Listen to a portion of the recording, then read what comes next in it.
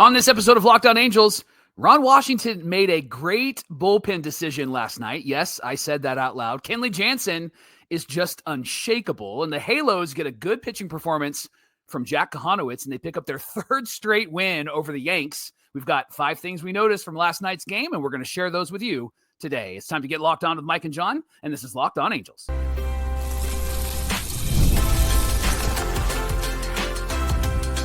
You are Locked On Angels, your daily Los Angeles Angels podcast. Part of the Locked On Podcast Network, your team every day. Thanks for making Locked On Angels your first listen of the day. You can find us anywhere you get your podcasts, including Apple Podcasts, Spotify, and SiriusXM by searching Locked On Angels. And if you'd like to give back to the Super Halo Bros for all the Super Halo content, here's some things that you can do. Leave us a rate and a review on Apple Podcasts. If you're watching on YouTube, hit that thumbs up button. And if you're not subscribed already, please subscribe and become a Locked On everydayer. You know, we're the 7th most watched show on the Locked On Network, so you can help us out there. Whether you're watching or listening, come over to YouTube, leave a comment. One of the best ways to get in touch with us and be a part of the conversation. And this episode of Locked On Angels is brought to you by Game Time. You can download the app, create an account, and use our promo code LOCKEDONMLB for $20 off your first purchase. Number 7 in the standings and number 1 in your heart. What's going on, everybody? Thank you for being here for this episode of Locked On Angels, where it's your team every day. You've got the Frisch Brothers here with you, a.k.a. the Super Halo Bros. My name is John, and that's my brother Mike. 7 is huge, John. This team is not a 500 team yet. Right? People are watching, and we love that. And my name is Mike, and that's my brother John. I said it already. Hey, top half of the league, baby. Let's go. Here we go. It's seventh in any category is really good for a team. So there you go. Hey, we've been doing this for 3 seasons now. It's our 4th season as the host of Locked On Angels. We're talking Angels baseball with you Monday through Friday, every single weekday. On today's show, why is O'Hoppe struggling at the plate? And what are the Angels going to do to help him out? Well, it's pretty much what everybody thought it was, and we'll get into that conversation. Mike Trout is doing something at the plate that he hasn't done all year. We'll explain that in segment 3. But first, Mike, the Angels pick up their 3rd win in a row, despite the Yankees scoring some runs for the first time in 29 innings, right? The Angels were able to come away with a win, 3-2. Let's talk about the takeaways and the things that we noticed from last night's game. John, the first thing that we noticed from last night's game is nothing bothers Kenley Jansen. Oh, yeah. Absolutely nothing bothers him. Bottom 9, he gets a ground ball to third base, and Rengifo picks it up and throws it to first and misses first base, has to pull Shawnuel off the bag. The runner reaches, which, by the way, Rengifo, you don't need to wind up and try to like impress anybody. And there's no radar gun on that throw to first base. You're not trying to knock the bottles over and win the big fluffy stuffed animal for your girl. Guy, he took 45 steps and patted his glove 16 times, right? But then what did Kenley Jansen do? He just proceeds to get to the next 3 hitters with ease. I mean, no sweat, no rush, no issue.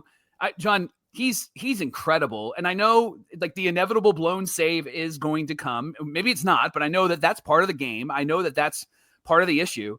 But John, when it matters for him, he buckles down, not worried. I mean, he's moving Shohei Ohtani off of second base to third base when we're playing the Dodgers. He's got a unearned runner on first base. Doesn't matter. I'm throwing strikes. I'm throwing my cutter.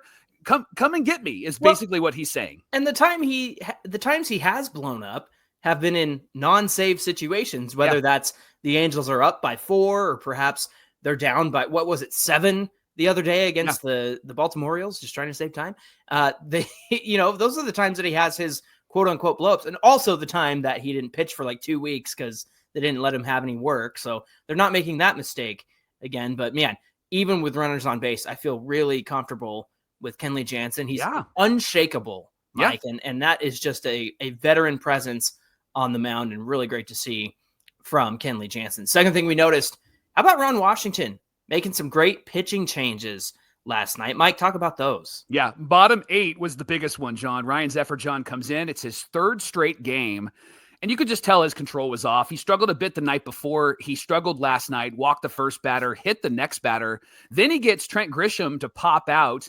And then Wash comes out and gets Zefferjon out of the game. Now I'm watching this, and I got to be honest, my first thought was, you're pulling Zeph for Connor Brogdon. Like that was my first response. But I also know that Zefferjon, third day in a row, wasn't really sharp. You got Aaron Judge coming up, right? Like so I was torn. And I'm like, I'm glad I didn't have to make that decision. it ended up being a great decision because Connor Brogdon gets Aaron Judge to fly out and then Cody Bellinger to pop out. I give Wash credit because that was a gutsy call, and you could just tell your pitcher was not clean and was not precise. And so to bring in Connor Brogdon, who has pitched in years past in those high leverage moments, hasn't been super great, ERA over 6 this season. But John, he came through, and he came through big time. Yeah, well, and then the high ERA comes from the blow-up inning against the Orioles on Sunday. So again, it just is the anomalies are really going to skew the numbers. But Connor Brogdon has been great for the most part, and a great sneaky pickup to reinforce this bullpen. Mike, the other thing, I don't know if you saw, but I tweeted in all caps, throw your 4-seam fastball for crying out freaking loud. Because for Zephyr John, yes. He was throwing the sweeper and the slider and the cutter. It was like everything you're throwing is moving, and it's moving off the plate. So give him a straight arrow, 100-mile-an-hour fastball. And then he did, and he almost hit, I think, Trent Grisham when he was trying to bunt. And I was like, not like that. Don't. So, yeah, clearly he didn't have it. He had to face the 3-batter minimum, which is why, he had to get through that. But that's the thing is I didn't understand the move to bunt with Trent Grisham because you're going to put Aaron Judge on first base if they get the runners over to second and third. So maybe they were hoping for a little chaos and hoping that Grisham could get on base. But the intention there was to move the runners over. But if you did, you just would have walked Aaron Judge anyway. So that's neither here nor there because it worked out. And fortunately for Ron Washington, the Connor Brogdon decision did work out. Third thing we noticed, the lineup had Kingery at second and Newman at third, Rengifo in right field. No Christian Moore to start. He did pinch hit later, got his second career hit, and then stayed in to play second base.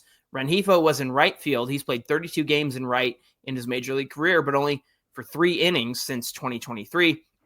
Lamont Wade Jr. played more right field at Wash. Didn't want to take the left-handed hitting Wade to start on Wednesday because the Yankees were starting a lefty and Ryan Yarbrough. So Wade did pinch hit in this game too, got a hit, stayed in the game to play right field. Starting lineup seemed to be designed for the defense, Mike. We had an everydayer tweet at us and say, can you guys explain this lineup? And because Kochanowicz has that ground ball rate of 49%, made sense to put your best defensive foot forward, even though Newman at third has, been eaten up over there a ton of times. However, I think it was the right decision because of exactly that. Kochanowicz gets all those ground balls. And when you're playing right field in the Little League ballpark, that is Yankee Stadium, not a lot of ground to cover for Rengifo. So even though he doesn't have a ton of experience over the last few years over there, today was the day to do it, right? It was the day to put him out there and get to cover right field where you don't have much ground to cover because of that short wall. Yeah, fourth thing we noticed, John, is the Angels showed some pop, which is typical of the Angels, but they put the ball in play and they benefited. Now, let's talk about the pop for a moment. Nolan Shawnuel hits a lefty-on-lefty home run in the first inning. It was his 5th homer of the season, 4th home run off of a left-handed batter in his career. Last time he did it, John, last year, August 8th, 2024, at Yankee Stadium in the first inning against Nasty Nestor. Nestor Cortez was the pitcher there. And then Joe Adele, John, hits a home run in this game too. Tied the game in the 5th inning. It was a first pitch cutter that he crushed. It was a pitch out over the plate, 14th home run of the season. Went 436, big home run, and was Joe Adele's 7th home run this month. Johnny, he's on pace for 31 home runs this season. That's remarkable. And I noticed, John, that the Angels had an interesting approach against starter Ryan Yarbrough. In the first inning, Yarbrough had 2 one-pitch outs against Neto and Ward, and he had 3 one-pitch outs through 2 innings and had a total of 4 one-pitch outs through 5 innings last night. And here's why I thought it was interesting.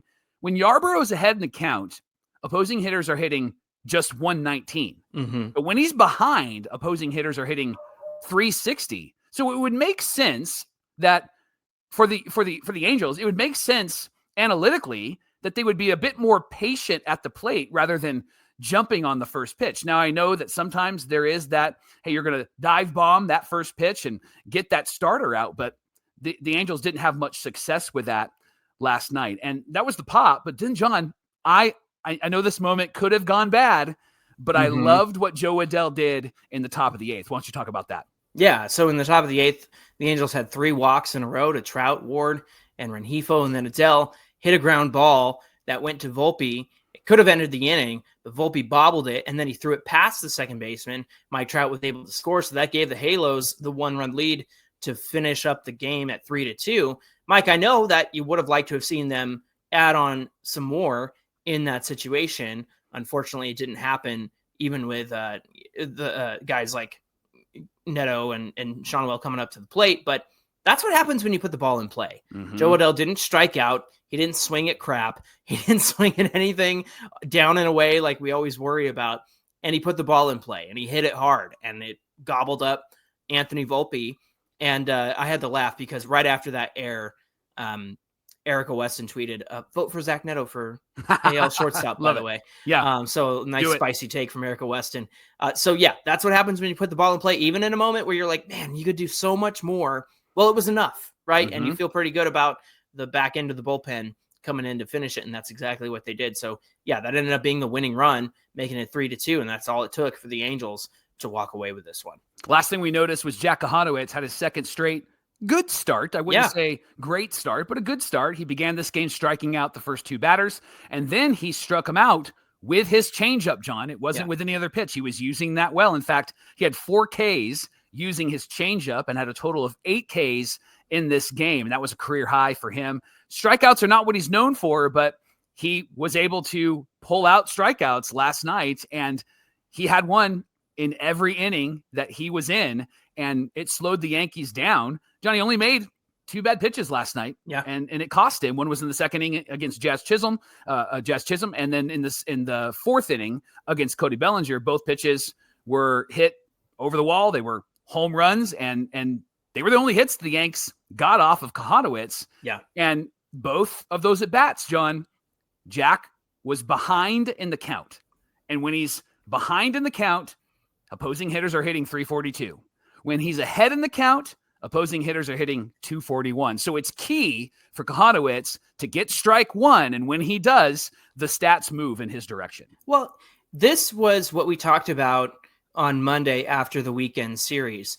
Kochanowicz in the game against the Orioles had 2 bad pitches that went out for solo home runs. The same thing that happened in this one. And like we talked about, I'll take a mistake pitch any day of the week over putting guys on, by the hit or the walk, especially if it's the walk. I'll take a solo home run over traffic on the bases any day of the week. And so we wondered, Kochanowicz didn't get to go the full start because of the rain delay, but it was like, man, I wanted to see more. I wanted to see what he would do. Well, I think we got it, Mike. I think we got it in this one because, like you said, 2 mistake pitches were the only hits that the Yankees were able to get off of him.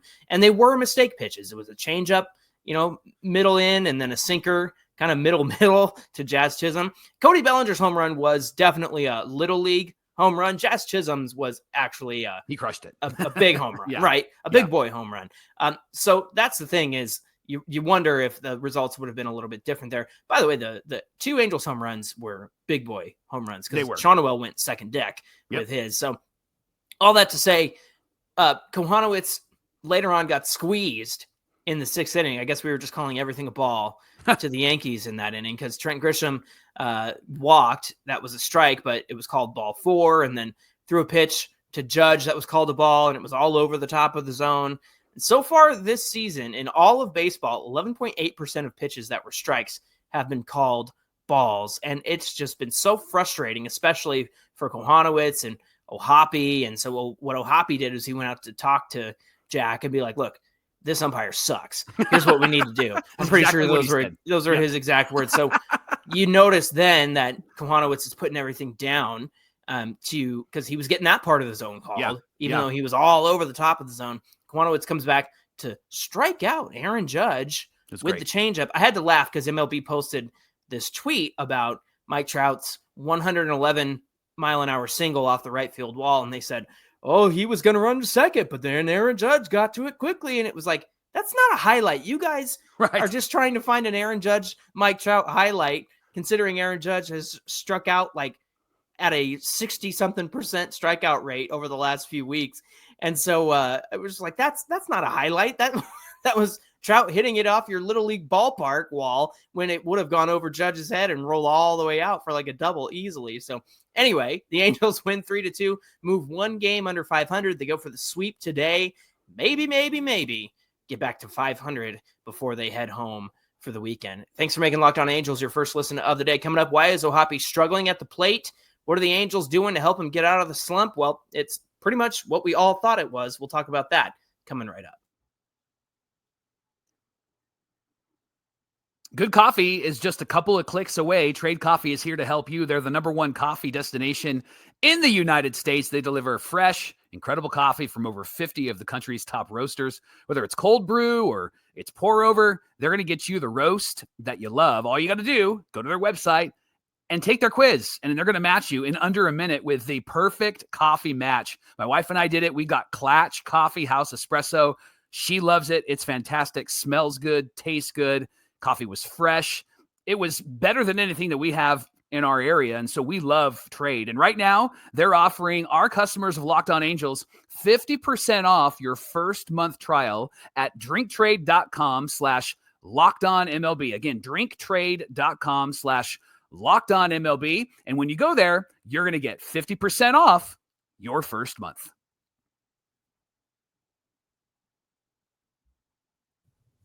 This is the Locked On Podcast Network, where it's your team every day. Thanks for making Locked On Angels your first listen of the day. Mike, O'Hoppe was on base 3 times with 2 walks and a hit in last night's game. He also struck out with runners on in the 8th inning, but he's really been struggling lately. He's been in a nasty slump.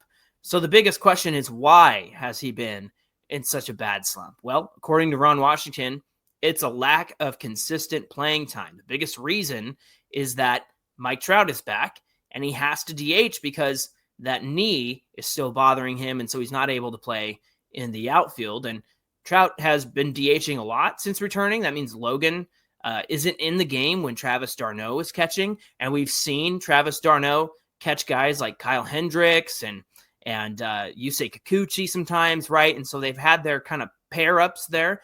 But in order to give Logan O'Hoppe more consistent playing time, Wash broke the pattern of having d'Arnaud catch Kikuchi and Hendricks so O'Hoppe can play. And speaking of O'Hoppe's slump, he's been hitting .093 and has struck out 12 times since Trout returned to the lineup.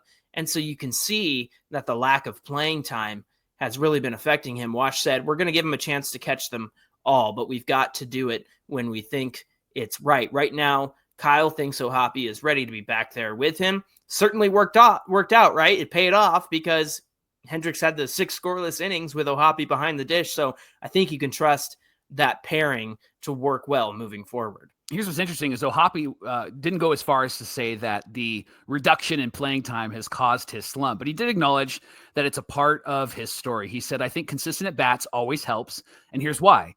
Being able to go 0 for 4 in one game, then you have another game the very next day to make adjustments. And he said, some of my best adjustments come after 0 for 4 days. And so it's tougher to make adjustments with a day off in the middle.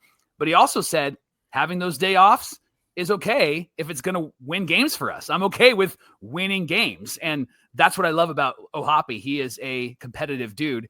O'Hoppe did add that at-bats are a bit harder for him when he has days off. And he said, I'm getting a little bit more emotional after each at bat because I know that I'm struggling. And he says that's subconsciously knowing that I only have a couple of at bats today and then I might be off tomorrow. I want to make sure that I make the most of each at bat. But he said, I think I'm putting too much weight on each at bat and I'm overswinging and I'm kind of freaking out in those moments. He did also add, John, by no means is he upset about getting a day off. He's like, hey, if we're winning, then I'm okay with that.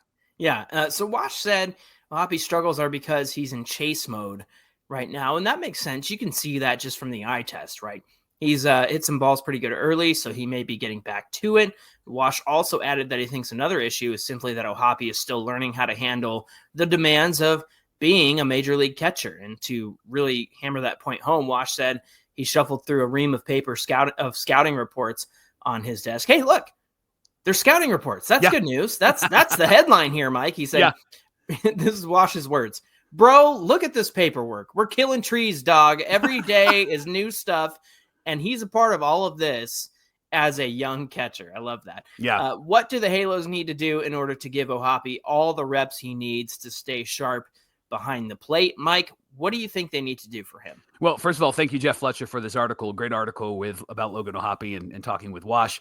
John, I think that it's really about consistency, and we called that out just last week. We were talking about how O'Hoppe was not playing as much as Lamont Wade Jr. was playing, and that was frustrating, right? O'Hoppe needs to be in the lineup, and he's one of your best bats. And so that means that you have to have him play catcher. And then if you want to give him a day off, then have him DH and sit Mike Trout. It's not like Mike Trout is tearing it up right now. Yeah. And he could use a day off. I get having Mike Trout in the lineup, and he's been better, but I don't think you can take a Logan O'Hoppe's bat out of this lineup. I think you want it in there. And plus, he's a pillar that you want to build upon. And I know that there's a conversation about like what other positions could he play? Maybe he could be at first base. I think that you're just adding one more thing to his plate that he doesn't need. He doesn't need any more thoughts in his head. And that's the thing that we keep coming back to and we keep reading about and hearing from Angels management is that O'Hoppe is managing pitchers. He's managing hitting. He's managing how he's going to catch the game, framing and throwing runners out, all of those things. And so there's a lot that he's processing. I get he's still a young guy. I'm glad that he's learning on the job. In order for him to get better, in order for him to learn more, he's got to be in there more. Yeah. And you think about it, if he's in there when Kikuchi's in, right, and d'Arnaud has to catch him, I think that's fine. And to be honest with you, I think that would be a great day to have somebody like Trout sit so that you can have d'Arnaud catch and O'Hoppe DH. But Mike, the proof is in the pudding, right? He got on base 3 times in last night's game after being in there the night before catching Kyle Hendricks. I also think the proof is in the pudding in the sense that, all right, you gave it a try. You let him catch Kyle Hendricks. I think that was pretty successful, right? Yeah. And so I think that's the key. In some ways, it was almost more successful than having d'Arnaud behind the dish, right? And so that's something you got to take into consideration. You also have to take into consideration the fact that the Yankees have just been terrible over the last few games. But I think that go ahead. I would add that last night was also a high five to O'Hoppe because of how Kochanowicz pitched. Yankees have been bad, but I think what we've seen in back-to-back starts now with Kochanowicz is improvement, and I think O'Hoppe plays a lot into that improvement. And I think what we're finding is that if the guy gets consistent at bats, but also consistent time behind the dish, he's going to get better. I know he struggled last year, said he didn't say he was tired. People said he was tired because he played a lot of games. Yeah. But he managed the game really well, and his defensive numbers weren't as bad as they are this year. I think a lot of his inconsistencies have to do with his lack of consistency being in the game. That's a whole different issue, right? And that's a whole additional point to this story is, he's been not great behind the dish. And you could also attribute that to the fact that he's not in there every day. So at the plate and at the dish, the longer he's inconsistently in games, I think the worse off he is, and he's somebody that needs those reps behind the dish and at the plate. And to your point about him and Kochanowicz, that moment where he walked out to talk to Jack K and say, look, this umpire, like I said, this umpire sucks. Let's do this instead. That was huge. And that's a veteran move right there, right? That's an experienced guy for him to come out and do that. I think that was really significant. And I think it says a lot about O'Hoppe and just how much he's trying to learn. So again, it's what we all thought it was, lack of consistent playing time. Hopefully, these last few days have proven to the Angels that he deserves more chances behind the plate and in the lineup. Angels got one more game against the Yankees today, and then they're heading home. And if you want to go and see them, let Game Time help you out. They're making buying tickets fast and simple. Prices on the app actually drop the closer you get to first pitch. So if you're waiting, use Game Time because they're going to get you an incredible last-minute deal, and they're going to give you the lowest price guarantee. They're the official ticketing partner of Locked On MLB. So let them help you out the next time that you're planning on going to the game. Maybe it is this weekend as the Angels come home. Download the Game Time app right now. You can create an account and use our promo code LOCKEDONMLB. You're going to get $20 off your first purchase. There are some terms that apply. Again, download the app, create an account, and use the promo code LOCKEDONMLB for $20 off your first purchase. Download Game Time today. Last minute tickets, lowest prices, guaranteed. Since Mike Trout has returned from the IL, he has increased his bat speed, Mike. In March and April, he had an average bat speed 73.2 miles an hour and a fast swing rate of 30.5%. Gee, only 73.2 miles an hour on a swing. I probably couldn't even get up to like 20, right? No. A fast swing rate is measured at 75 miles an hour. So basically, Trout was hitting that speed 30.5% of the time across March and April with every swing. But in May, Trout's bat speed was similar to March and April at 73.5 miles per hour, a fast swing rate of 30.8. But then something changed in June, Mike, when he got off the IL, didn't it? Yeah, Trout's average bat speed since coming back from the IL is 75 miles an hour, and he has a fast swing rate of 52.9%, which means 52.9%. Half of the time, half of his swings are hitting 75 miles an hour or faster. So, John, what's the cause of this increase, and how do you believe it can help Mike Trout right now on the field? I think it helps him catch up to the fastball, and I think we've seen that a lot more, right? Remember how he was swinging through the fastball and not able to hit the ones that were kind of up and in at him, and so to combat that, he was able to increase his bat speed. I know he spent a lot of time on the IL, like working on his swing, and he's discussed that, and we've discussed that on the show. But yeah, that bat speed increase, Mike, is significant because it's going to help him generate more power.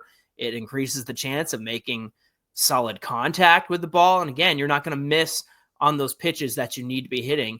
And so for him to increase that bat speed, I think is huge, especially because those fastballs were really getting to him. And we saw that continue to be a trend over March and April as this season began. And so I like the fact that somebody somewhere, and perhaps it was him, and I know that he approached the hitting coaches about some stuff and said, hey, help me out with this, to get that bat speed up and address the problem of, hey, I'm late on these fastballs, like help me out here. That's huge. And then you saw his single last night, that 111 off the wall. That was vintage Mike Trout, as they put it on the broadcast. I loved hearing him say that.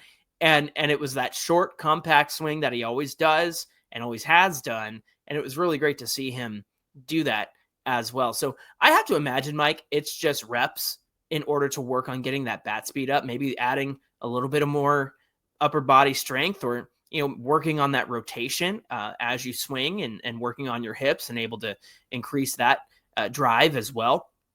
All of that to say, it's great to see Mike Trout increase the bat speed and actually work on something while being on the IL, because he recognized it was a problem. But this will take him a long way, won't it? Yeah. And what I've noticed, John, is his hands are a little bit differently positioned. And we talked about that earlier this year. Trout's hands were up kind of behind his ear, behind his head. And it was his dad that actually pointed that out to him and said, bro, look at what you were doing when you were a rookie, and showed him his rookie card. And so Trout dropped his hands a little bit lower, so they're kind of like right on the shoulder area. And that, I think, allows him to get to the ball quicker. I think it speeds up his bat because now you're not all the way around your head.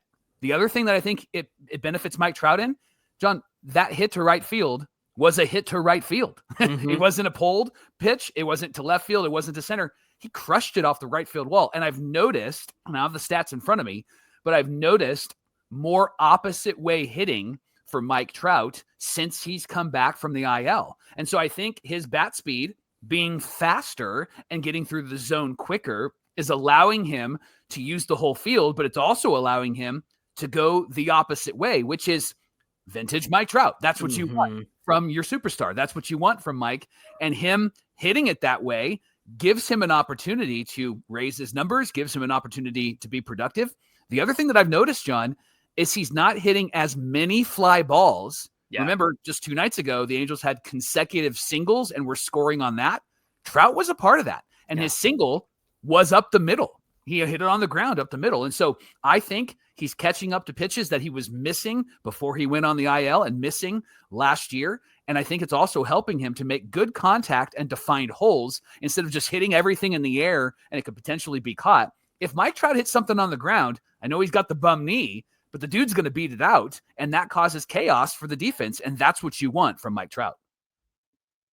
Yeah, I love that. Well, and here's the other thing. Remember that home run he hit in Baltimore off the foul pole? That, a little bit later could have been a fly out. A little bit too quickly would have been behind the foul pole. So for him to hit that right off the corner of the foul pole, it goes to show like how quickly he's able to turn on those pitches and do some damage. And so again, if he's able to, hit things on the ground or line drive things the opposite way and then pull some stuff into left field for some home runs, Trout's I feel like he just needs those reps again, Mike. And I know that we just talked about O'Hoppe needing the reps and maybe even DHing, but I think we've yet to see Mike Trout unlock his full potential. I know he was hot when he came back and he's cooled off a bit, but also he's doing Mike Trout things. He's taking key walks when he needs to. He's hitting the singles when he needs to. So I think, the knee is an issue. He's not going to be as quick around the bases, but as long as he continues to do damage at the plate,